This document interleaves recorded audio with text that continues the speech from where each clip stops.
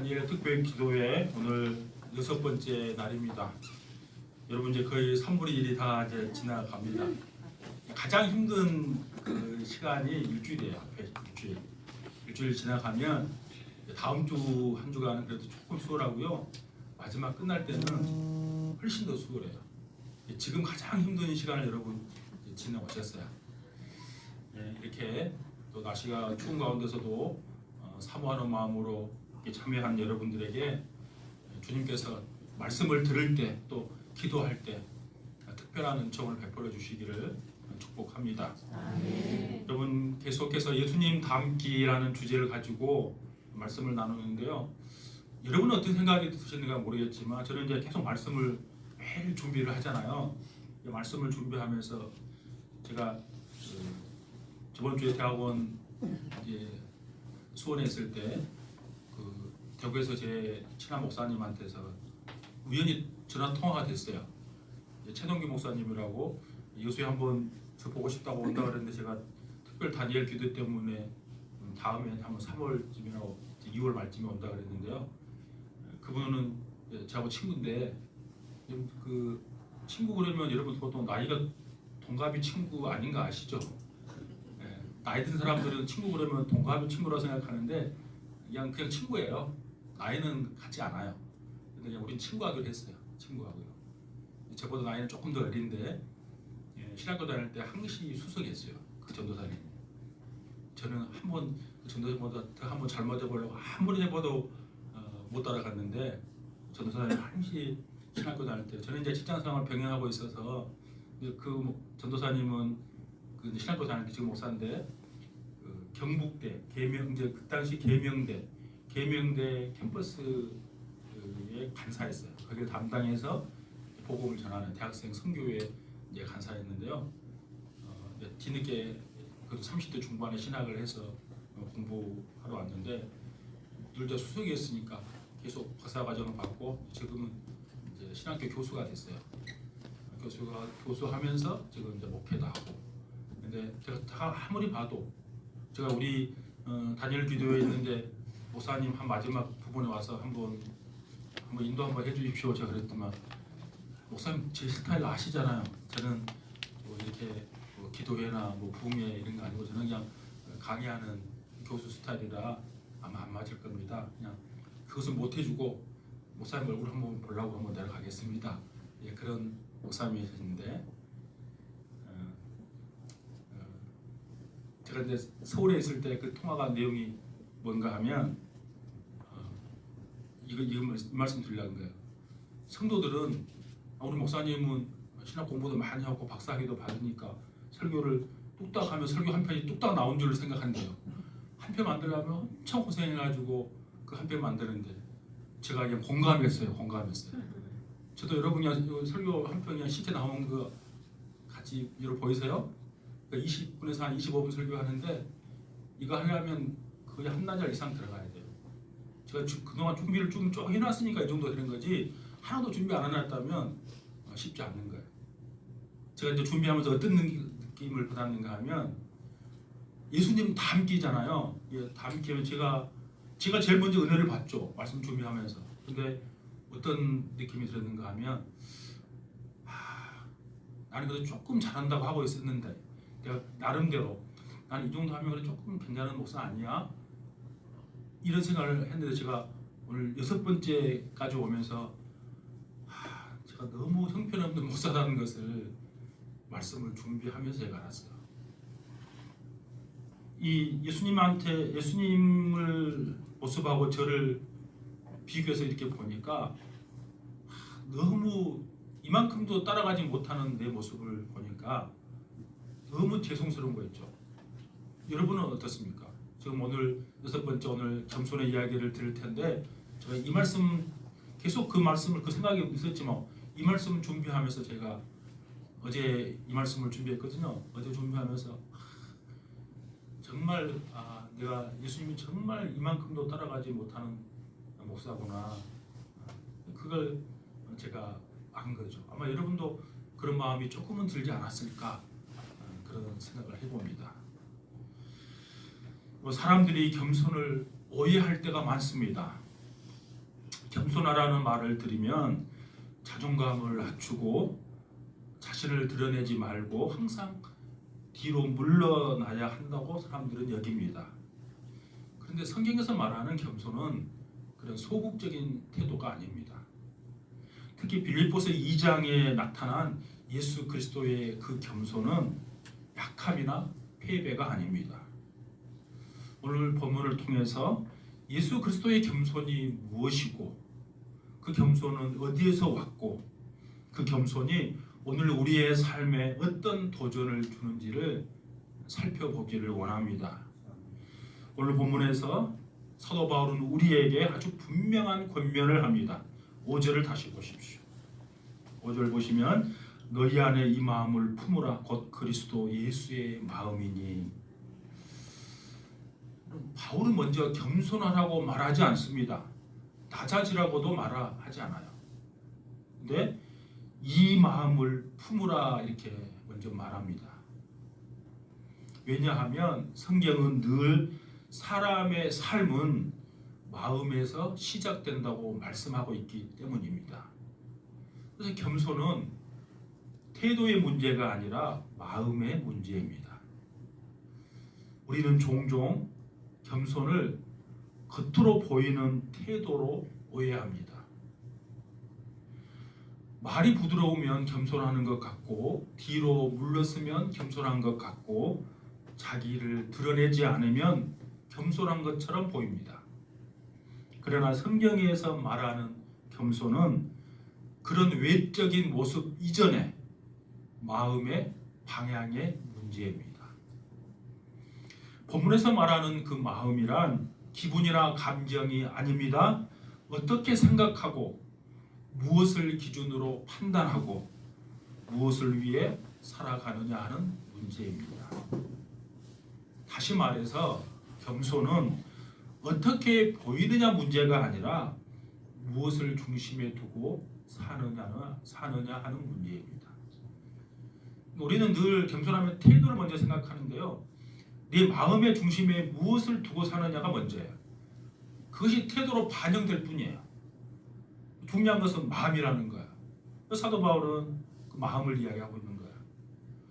그럼 제가 이번 주 월요일 날 노예 전도부 목사님들 모임을 가졌거든요. 제가 노예 모임을 잘 안 가는데 이게 노예 전체적인 목사님들 나이 구성으로 보면 저는 젊은 목사에 속합니다. 우리 한가인들도 제가 젊어요. 대부분 목사님들 58년생이 제일 많고요. 우리 노예에 58년생들 70 넘은 목사님도 계시고 젊은 목사님은 엘린교회 목사님이 70년생이니까 저보다 4살 어리고 대부분 다 나이가 다 많아요. 다 한갑 다 넘었어요. 그러니까 이제 요즘 어디 노인정 가면은 60이면 가서 청소해야 되잖아요. 설거지 해야 되고 그런 것이 똑같아요. 우리 노예도 저는 그냥 젊은 목사에 속하니까 제가 제일 막내로 제가 다 해야 돼요. 안 온다고 혼내서 이제 가서 젊은 목사가 좀 도와주고 해야지. 그래서 제가 이제 갔는데 전도부 이런 거 하면 어떻게 노예 부흥시키고 전도를 전략적으로 할 것인가 그 부서가 전도부인데 이제 거기 가서 이제 이야기 중에 이런 이야기를 했어요.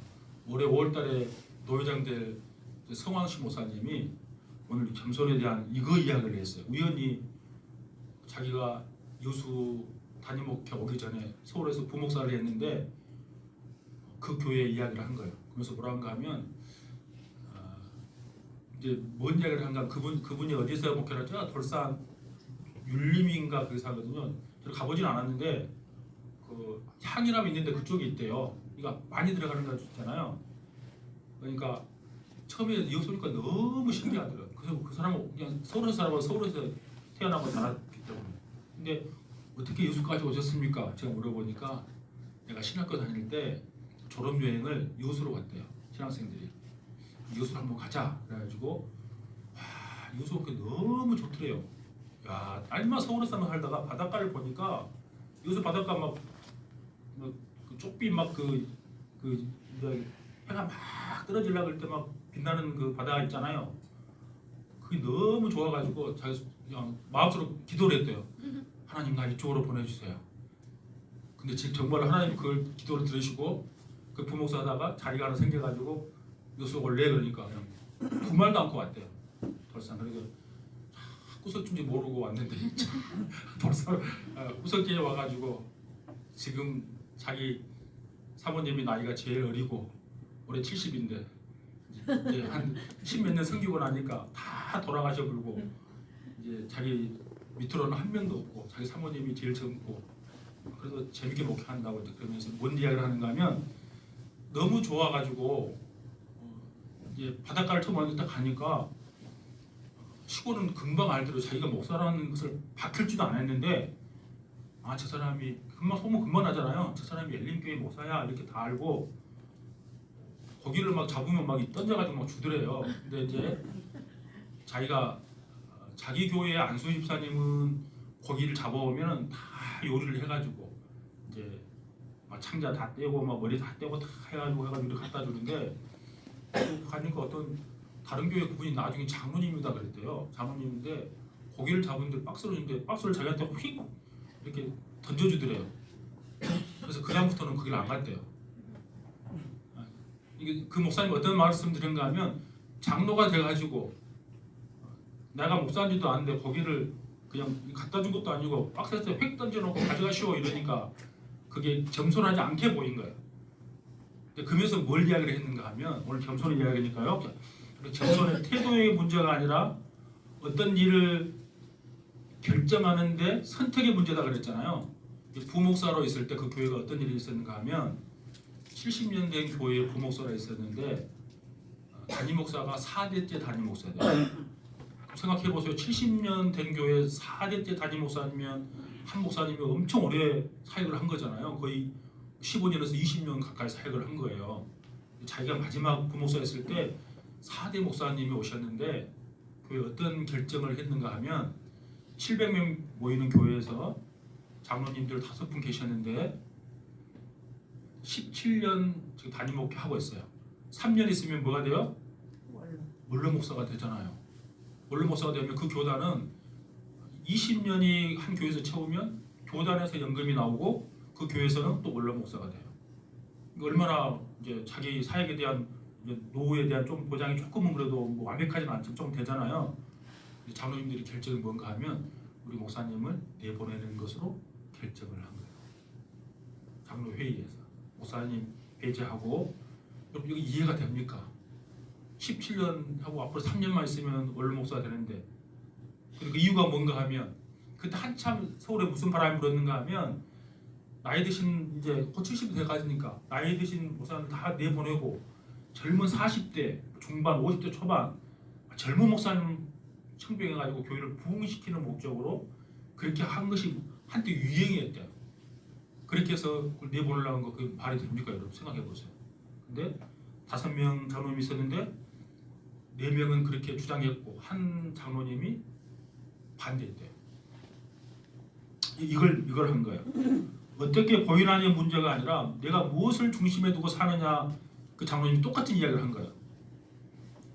그건 교회가 있을 수 없는 결정을 한 겁니다. 이것은 도저히 안 됩니다. 우리 교회가 지금 좋은 전통을 가져왔는데 700명에서 2,000명이 되고 3,000명이 되면 무슨 의미가 있습니까? 우리 교회가 담임 목사님을 마지막 3년 남겨놓고 쫓아버렸다는 그런 오명을 교회에 남겨서는 안 됩니다. 우리 교회가 전통이 있는 교회인데 그런 결정을 하면 안 됩니다. 그렇게 해서 이제 그 목사님 가르게 하는 것은 공동회의에서 결정을 내려야 하거든요. 공동회의에서 3분의 2가 나와야 되기 때문에. 근데 그 장로님 한 분이 모든 성도를 쫓아다니면서 담임 목사님을 내보내는 결정을 하면 안 된다고 그렇게 다 설득을 했대요. 근데 분위기는 워낙 분위기가 4명 장로님들이 그렇게 흘러가니까 거의 나가는 분위기였대요. 그리고 공동의회를 열었고 사실 공동의회를 열면 안 되는 거죠. 근데 열었고 투표를 했는데 어떻게 나왔을 것 같아요? 담임 목사님을 내보내는 쪽으로 나온 것이 아니고 부결이 나왔어요. 그리고 그 담임 목사님은 20년을 채우고 딱 20년 채우고 그냥 뒤도 안 돌아보고 사임하고 이제 나가고. 근데 그 이후로 그 교회는 지금 한 2,000명 되는 교회로 부흥했대요. 그 담임 목사님 나가지도 않았는데 부흥한 거예요. 그러니까 겸손의 문제는 뭔가 하면 내 마음의 중심에 무엇을 두고 결정하느냐, 이게 핵심이에요. 여러분, 여기서 품으라 말씀은 선택의 말씀이에요. 바울은 품으라 말합니다. 이 말은 명령이에요. 그러니까 겸손은 성격의 문제가 아니라 선택의 문제라는 뜻이에요. 예수님은 온유한 성품을 타고나셨기 때문에 겸손한 것이 아니라 예수님은 매 순간 선택하셨어요. 말씀하실 수 있지만 침묵하셨어요. 주장할 수 있었지만 내려놓으셨어요. 피할 수 있었지만 순종하셨어요. 선택의 기준은 그런데 늘 하나였어요. 하나님의 뜻이 무엇인가. 그래서 겸손은 억지로 참는 것이 아니라 하나님의 뜻 앞에 기꺼이 순복하는 결단입니다. 바울이 빌립보 교회에 그리스도의 마음을 제시한 이유가 있습니다. 빌립보 교회는 겉으로 보기에는 아주 성숙한 교회였습니다. 핍박 가운데서도 복음을 지켰고 바울을 끝까지 도왔던 아주 귀한 교회였습니다. 그러나 바울은 그들 안에 있는 작은 위험을 보았습니다. 말로는 드러나지 않지만 마음속에 자리 잡고 있는 비교하는 마음, 경쟁하고자 하는 마음, 인정받고자 하는 마음, 자기 주장을 내려놓지 못한 마음, 이것이 교회를 흔들 수 있다는 것을 바울은 알았어요. 그래서 바울은 그 규칙을 강화하지도 않고 책망부터 하지도 않았습니다. 대신 이렇게 말합니다. 그리스도의 마음을 품으라. 아마 그 교회가 장로님, 한 분 장로님이 결정할 때 아마 그랬을 것 같아요. 하나님이 가장 기뻐하는 뜻이 무엇인지 우리가 생각하고 투표하자. 성도들에게 아마 그렇게 이야기하지 않았겠어요? 성도들이 다 마음이 하나로 모아져서 담임 목사님을 그대로 지키는 투표가 결과가 나오게 된 거죠. 그래서 겸손은 훈련만으로 되는 것이 아니라 마음의 중심이 바뀔 때 자연스럽게 열매로 나타나는 것입니다. 여러분, 그리스도의 마음의 중심은 하나님의 목적입니다. 우리가 흔히 생각하는 예수님의 마음은 따뜻함이나 친절함일 수 있습니다. 물론 그것이 맞습니다. 그러나 빌립보서 2장에서 말하는 그리스도의 마음의 핵심은 이것입니다. 자기 중심에서 하나님 목적의 중심으로 옮겨진 마음입니다. 겸손은 내 목적을 내려놓는 거예요. 내 소원을 내려놓고 하나님의 뜻이 무엇인지 그 결정에 하나님의 뜻에 내 결정을 맞춰가는 것이 겸손이에요. 예수님의 삶 전체를 관통하는 질문은 항상 이것이었습니다. 이것이 나에게 유익한가가 아니라 이것이 아버지를 기쁘시게 하는가. 예수님은 광야에서도 사람들 앞에서도 겟세마네 동산에서도 이렇게 기도하셨습니다. 내 뜻대로 마옵시고 아버지 뜻대로 되기를 원합니다. 언제나 예수님은 이 기도를 하신 거예요. 그래서 선택의 문제에서 예수님이 겸손하신 거예요. 이 고백이 바로 겸손의 출발점입니다. 여러분, 우리의 겸손은 말투에서 먼저 드러나기보다 선택의 자리에서 드러납니다. 내가 옳아 보일 때에도 내려놓을 수 있는가? 내가 권리를 주장할 수 있을 때에도 양보할 수 있는가? 겸손은 사람 앞에서 작아지는 것이 아니라 하나님 앞에서 분명해지는 것입니다. 이제 바울은 그 마음이 실제 삶 속에서 어떤 모습으로 나타나는지를 6절 이하에서 구체적으로 말씀해주고 있습니다. 여러분 6절을 보십시오. 6절은 같이 읽겠습니다. 시작. 그는 근본 하나님의 본체시나 하나님과 공동됨을 취할 것으로 여기지 아니하시고. 아멘. 예수님은 근본 하나님의 본체십니다. 이 말은 예수님과 하나님이 본질상 동일하다는 말이에요. 즉 예수님은 겸손해지기 위해 낮아진 분이 아니라 이미 가장 높으신 분이셨어요. 그래서 예수님의 겸손을 우리가 표현할 때 그래서 겸손은 신분의 포기가 아니라 권리의 포기예요. 예수님은 하나님의 자리를 내려놓은 적이 없어요. 예수님은 여전히 하나님이셨어요. 근데 그 자리를 포기한 것이 아니라 권리를 포기한 거죠. 하나님으로서 누릴 수 있는 권리와 영광을 주장하지 않으셨어요. 여기서 겸손의 정의가 분명해지는 것입니다. 겸손이란 내가 마땅히 주장할 수 있는 권리를 하나님의 목적을 위해 기꺼이 내려놓는 것, 이게 겸손입니다. 우리의 갈등의 대부분은 여기서 시작되는 거예요. 내가 맞다, 이것이 내 권리다. 그러나 그리스도의 겸손은 권리를 내려놓는 용기입니다. 겸손의 길은 자발적 비화와 순종에 있습니다. 그 말씀이 7절 8절이에요. 7절 8절 같이 읽겠습니다. 시작. 오히려 자기를 비워 종의 형체를 가지사 사람들과 같이 되셨고 사람의 모양으로 나타나사 자기를 낮추시고 죽기까지 복종하셨으니 곧 십자가에 죽으심이라. 아멘. 자기를 비웠단 말은 예수님의 신성을 내려놓았단 말이 아니에요. 그랬잖아요. 예수님은 하나님 되심을 내려놓은 적이 없어요.